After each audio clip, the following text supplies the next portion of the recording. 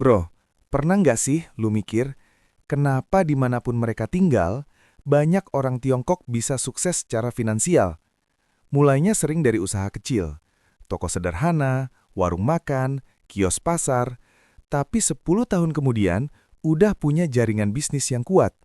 Bahkan di negeri orang pun mereka bisa bertahan, berkembang, dan jadi pemain besar.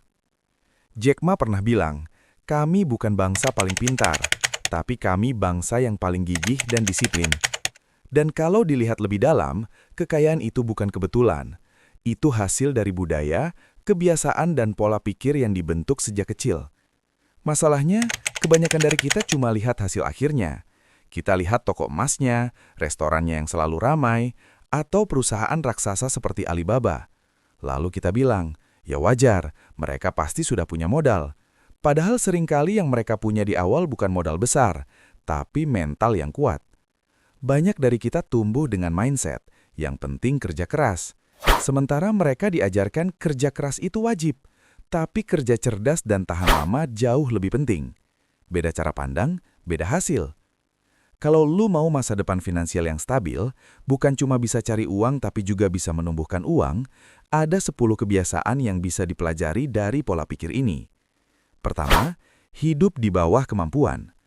Mereka terkenal hemat dan realistis. Nggak gengsi, nggak butuh pamer untuk merasa berharga. Banyak yang sukses justru memulai dengan hidup sangat sederhana. Naik sepeda ke pasar, makan biasa, tapi tabungan terus bertambah. Mereka pegang satu prinsip, bukan seberapa besar penghasilan lu, tapi seberapa banyak yang bisa lu simpan. Dari situlah modal usaha lahir. Kedua, fokus bangun bisnis bukan gaya hidup. Saat banyak orang sibuk mengejar tampilan keren, mereka sibuk membangun aset. Rela kerja 7 hari seminggu, bahkan tidur di toko sendiri, asal usahanya berdiri kokoh. Sebelum terlihat kaya, mereka siap terlihat biasa-biasa saja, karena yang mereka bangun fondasi, bukan pencitraan. Ketiga, nggak takut mulai dari kecil. Mereka mulai dari apa yang ada, bukan menunggu semuanya sempurna. Punya meja, buka lapak kecil. Punya dapur, mulai jualan. Mereka paham, kesempurnaan datang dari proses panjang bukan dari menunggu kesiapan yang nggak pernah tiba. Keempat, kompak dan saling dukung dalam komunitas. Dimanapun ada komunitas Tiongkok, biasanya mereka saling bantu. Satu impor barang, yang lain bantu distribusi.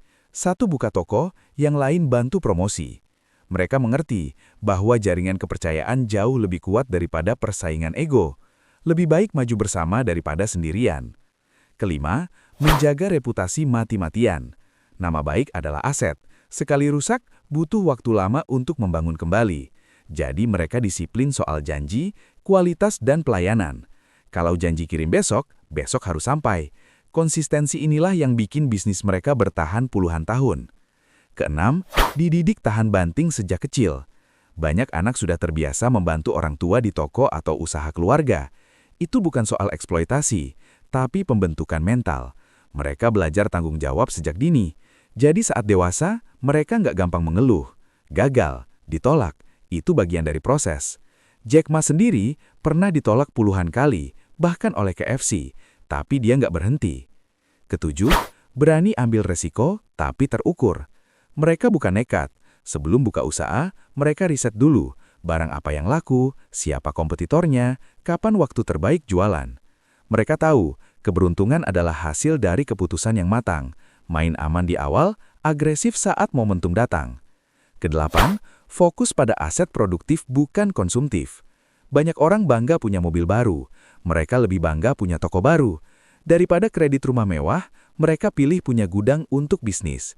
Karena aset produktif menghasilkan uang, aset konsumtif hanya menghabiskan uang. Kesembilan, disiplin dan konsisten.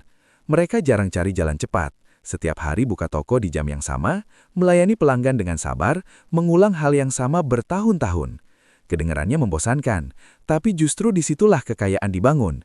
Hasil besar lahir dari kebiasaan kecil yang dilakukan terus-menerus. Kesepuluh, berpikir jangka panjang untuk keluarga. Mereka tidak hanya mengejar sukses pribadi, tapi stabilitas keluarga, menabung untuk pendidikan anak, kesehatan orang tua, dan modal usaha generasi berikutnya. Ketika satu anggota keluarga maju, yang lain ikut terdorong.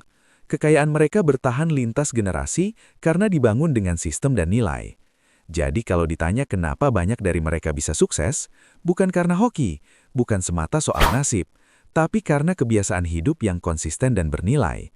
Hidup di bawah kemampuan, bangun bisnis bukan gengsi, berani mulai kecil, saling dukung, jaga reputasi, tahan banting, ambil resiko terukur, bangun aset, disiplin, utamakan keluarga. Kalau lu jalani pelan-pelan dari sekarang, latar belakang bukan lagi penentu utama. Karena kekayaan sejati bukan cuma angka di rekening, tapi kebiasaan yang bikin uang terus datang. Seperti kata Jack Ma, jangan kejar jadi orang kaya, jadilah orang yang berharga. Karena ketika lu punya nilai, uang akan mengikuti. Jangan iri pada hasil orang lain, tiru prosesnya. Mulai hidup sederhana, kerja cerdas, jaga integritas, sabar membangun fondasi.